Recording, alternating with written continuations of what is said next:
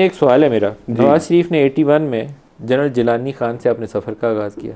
फिर जनरल ज़ियाउल हक के ये दोनों भाई जो थे वो ऐसे होते थे कि जैसे उनको अपने रूहानी वालिद वाली हैसियत ही कह लें कि उनको सियासत में वो हैसियत देते थे, अपने बड़े की हैसियत देते थे जनरल ज़िया को। फिर इनका पूरा सफ़र ऐसे ही रहा। फिर 90s में जब इनकी हुकूमतें बनी तो एक जर्नैल से लड़ाई, अगले से सुलह। जिससे लड़ाई हुई उसने हुकूमत गिरा दी, जिससे सुलह हुई उसने हुकूमत दिला दी। ये सिलसिला रुका नहीं है कभी। मुशर्रफ ने इनको टेक ओवर के बाद गिराया था, जनरल कियानी ने इनकी राह हमार 2013 में की थी। जनरल बाजवा को इन्होंने अपने हाथों से लगाया, उन्होंने इनका केस जब इनके खिलाफ हो रहा था तो अब ये उसको रिस्पॉन्सिबल समझते हैं। अब वाले चीफ़ के साथ दोबारा उनकी मोहब्बत है। ये नवाज शरीफ की पूरी सियासी तारीख ही है, पूरी सियासी तारीख ही है। ये लंबी बहस है, इस पर आप बेशक प्रोग्राम कर दें, एक एक हिस्से को देख लें कि 85 से 88 तक क्या हुआ, 88 से 90 तक क्या हुआ। ये मैं सब तारीख का गवाह हूँ, तो मैं बहुत से मामला जानता हूँ। IGI की क्रिएशन जो थी वो उस वक्त तो ये थी ना, मोहतरमा को सिक्योरिटी रिस्क करार दिया जाता था, तो IGI क्रिएट की। मैं ये कह रहा हूँ, लंबी कहानी है। हाँ, लंबी। किसने क्या किया, कब किया, कैसे किया, ये किताब लिख देनी। मैं इसलिए एक ट्रूथ कमीशन का कायल हूँ। इस बुल ट्रूथ कमीशन बना तो मैं पहला आदमी के सामने पेश हो जाऊंगा। आपसे पहले तो नवाज शरीफ को पेश होना चाहिए, जो IGI के ज़माने से गवाही दें कि क्या हुआ था। सब आ जाएं, सब आ जाएं। देखिए, जनरल असद दुरानी का और जनरल बेग का केस सुप्रीम कोर्ट के सामने लगा था।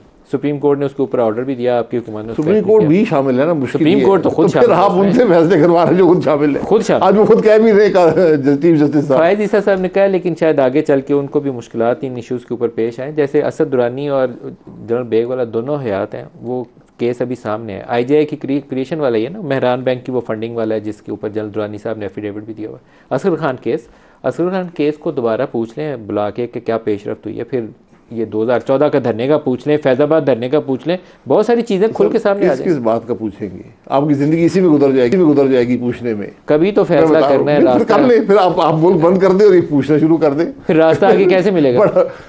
इंटरफेरेंस रुकेगी तो रास्ता आगे मिलेगा। इसका रास्ता पूरी दुनिया ने यही देखा है कि एक ट्रूथ एंड रिकंसिलिएशन कमीशन बना देते हैं, हक़ाइक़ वहाँ पे आ जाते हैं। ये अदालतों में फैसले नहीं होते। मैं रिकंसिलिएशन भी छोड़ रहा हूँ, मैं कहता हूँ सिर्फ ट्रूथ ही अवाम के सामने रख दें। नदीम साहब, ज़रा पाकिस्तान के जो बच्चे किताब पढ़ते हैं पाकिस्तान की तारीख़ के बारे में, ज़रा वो 3-4 क्लासों की किताबें मंगा कर देख लें। अगर आप नहीं देखिए ज़रूर देखें। फिर मैं हम अपने बच्चों को क्या पढ़ा? वही पढ़ कर नहीं, वो सिलेबस बदल गए। अच्छा, पुराने ज़माने की बातें थी, अब और हो गई। नहीं, अब तो बिल्कुल, अब तो देखे ना, जब आपके ज़माने में ये तारीख नहीं थी ना, जो पिछले 35-40 साल की तारीख है, आधी पाकिस्तान की तारीख है। बिल्कुल सही। अब आप अपनी उम्र बताएंगे नहीं, लेकिन करीब अभी भी हम बच्चों को वही पढ़ाते हैं चीज़ें जो हमने उस ज़माने में पढ़ी। नहीं, उसके बाद गोलमेज कॉन्फ्रेंस में कौन गया था, पहली गोलमेज कॉन्फ्रेंस में क्या हुआ था, दूसरी गोलमेज कॉन्फ्रेंस में क्या हुआ। आप कभी 85 के बाद जो तारीख लिखी वो जरूर पढ़े। बिल्कुल ठीक। आप हैरान हो जाएंगे कि हम क्या पढ़ा रहे हैं। क्या पढ़ा रहे हैं आप बताते, कोई मिसाल दें मुझे जी। क्या पढ़ा रहे हैं? मैंने एक किताब देखी, उसमें नवाज शरीफ साहब का जिक्र 1.5 सेंटेंस में था। क्या लिखा हुआ था? लिखा तो ये आदमी वज़ीर आज़म रहा है। अच्छा, मैं कहीं मोदी का यार ना लिख दिया, क्योंकि वो मैं ये कह रहा हूँ ना, जब हुकूमत गिरानी होती है ना, उस वक्त देखते हैं मोदी का यार। तो मैं ये कह रहा हूँ कि हमने अपनी तारीख को भी मसख कर दिया है। कम से कम बच्चों को पढ़ाई देगी मुल्क में हुआ क्या है। जो हम देखे ना, हमने तो खुद आंखों से देखा है, तो हमें इल्म है। अब जो आदमी 1990 में पैदा हुआ है, उसने तो ये सब कुछ उसको याद भी नहीं है ना।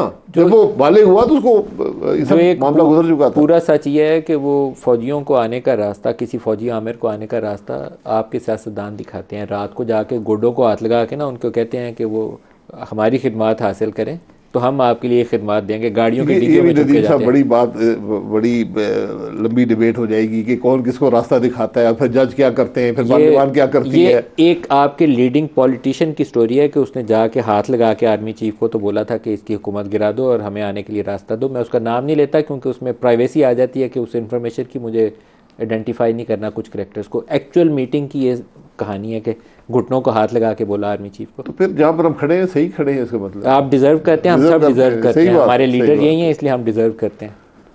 मैं अब नाम लूँ उन साहब का तो उनको बड़ी तकलीफ पहुंचेगी, लेकिन मैं बहरहाल ये मेरे लिए एक इन्फॉर्मेशन को भी नाम लेना, उसको होल्ड बैक करना। मैं ये कहता हूँ कि हमें अब अपने इक़्तिदार की जंग से, कुर्सियों की लालच से ज़रा पीछे हटना पड़ेगा और मुल्क के मामलात को देखना पड़ेगा। कौन देखेगा? नवाज शरीफ। ये मैंने ये 4-6 लोग जो आपको बताए। नवाज शरीफ बदलेगा आपके ख्याल में? देखिए, मैं बदलने की बात नहीं है, जो कुछ उन्होंने किया तारीख का हिस्सा है। देखिए अंदर से जिसने भी जो किया है, आपको जमहूरी सोच को पहले अपने अंदर लाना पड़ेगा।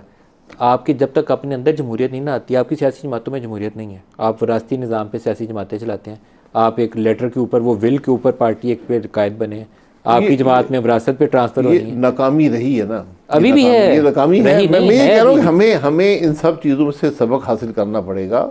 अपनी जमातें भी दुरुस्त करें, जो भी करें, लेकिन आज जो ज़रूरत है ना कि ये जो 4-6 लोग हैं, मुल्क के आज के हालात देखें, आगे के रास्ते का तयन कर दें।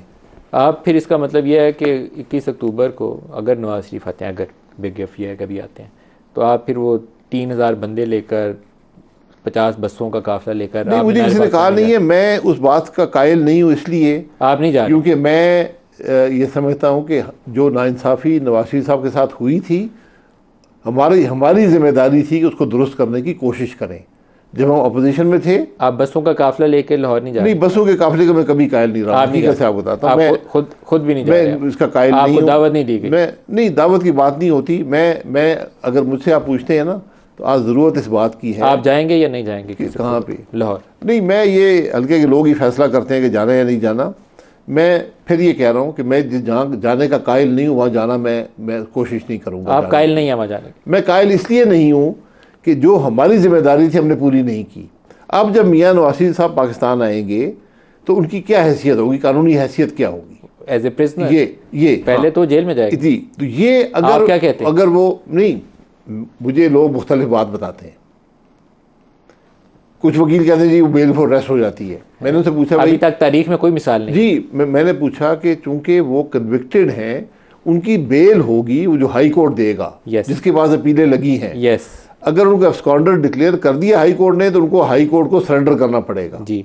तो ये उसकी कानूनी हैसियत है। उनकी सियासी जमात गलत खेल खेल रही है, जिसका उन्हें नुकसान होगा। जी बिल्कुल, यही बात जो आप कह रहे हैं, मैं भी यही बात करता हूँ। आपने नवाज शरीफ को बात बताई है कि आपकी सियासी जमात गलत लाइनों पे खेल रही है? वो आप छोड़ दें, मैं आप मुझे नहीं बताएंगे, बाद में प्रोग्राम के पूछ लूंगा, ऑन एयर नहीं बताएंगे प्रोग्राम। लेकिन वो कन्विक्टेड है, he is going to return as a prisoner, he has to go to jail. हमारी जमात की जिम्मेदारी थी, आज की नहीं, जब हम अपोजिशन में थे, फिर हम हुकूमत में थे, कि इस बात की दुरुस्तगी की कोशिश करते कि ये मामला कैसे ठीक होगा। क्योंकि बहुत बड़ी, अब ये तीनों केस जो है ना, जो सुप्रीम कोर्ट वाला है, जो नाअहली है, और जो 2 नैब के जो केसेस हैं जिसमें कन्विक्शन है, आप किसी दुनिया के वकील को दिखा दें, जज को दिखा दें, वो कहेगा ये बिल्कुल फ्रिवलस बातें हैं, वो दुरुस्त के, वो उनकी सजा बिल्कुल गलत है, लेकिन सजा हुई है। जी मैं ये कह रहा हूँ, तो अभी उसकी अंडू करने के लिए तो अभी उन्हें जाना पड़ेगा, उसकी ज़रूरी है। और जो बात अभी काजी फैजी साहब कर रहे थे, तो यहाँ से इब्तदा कर लें, जिसका सबसे बड़ा इम्पैक्ट होगा, बजाय 50 साल पुराने केस खोलने के। देखें, आज जो केस मामले को सिंपल कर ले। नवाज शरीफ की जो केस जिसमें सज़ा दी गई है, वो सियासी बुनियादों पे सज़ा दी गई थी, दुरुस्त नहीं था। जिस सुप्रीम कोर्ट के बेंच ने नवाज शरीफ को नाअहल करार दिया था, उसने गलत बुनियादों पे नाअहल करार दिया था, उसको भी अंडू करना चाहिए। इस वक्त सज़ा है, और किसी कन्विक्टेड के लिए प्री रेस्ट बेल पाकिस्तान की 75 साल तारीख में मिसाल नहीं है। ये बात है, तो आप ये बात दुरुस्त है ना? मेरी यही राय है, मेरी राय। लेकिन कुछ लोग कहते हैं कि नहीं, वो मतलब उनकी पार्टी उनको गुमराह कर रही है। उनका तरीकाकार तो यह है कि अगर पहले गलत काम हुआ हुआ है, तो अब सीधे रास्ते से उसकी इस्लाह की कोशिश करें। जेल में जाएं, सुप्रीम कोर्ट को दरखास्त दें, हाई कोर्ट को दरखास्त दें, अपील लगेगी, वहाँ से जमानतें लें, बाहर आए। क्योंकि अगर मियाँ नवाज शरीफ डिफाई करेंगे कानून को,